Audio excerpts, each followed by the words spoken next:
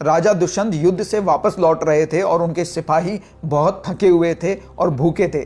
इसीलिए उन्होंने तय किया कि वो शिकार पर निकलेंगे। उन्होंने कई सारे नर हिरणों का शिकार किया, लेकिन उनमें से एक हिरण घायल होकर जंगल में भाग उठा। जब राजा दुष्यंत ने उस हिरण का पीछा किया तो उन्होंने देखा कि एक स्त्री उस हिरण को सहला रही है और ये हिरण शकुंतला का पालतू हिरण था।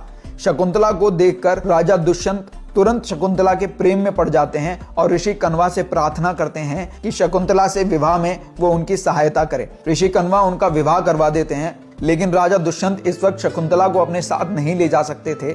इसीलिए उन्होंने अपनी अंगूठी शकुंतला को दी और कहा, मैं वापस लौट कर आऊंगा। वो अंगूठी साइज में बड़ी थी, इसीलिए वो शकुंतला के हाथ में पूर्ण रूप से बैठ नहीं रही थी।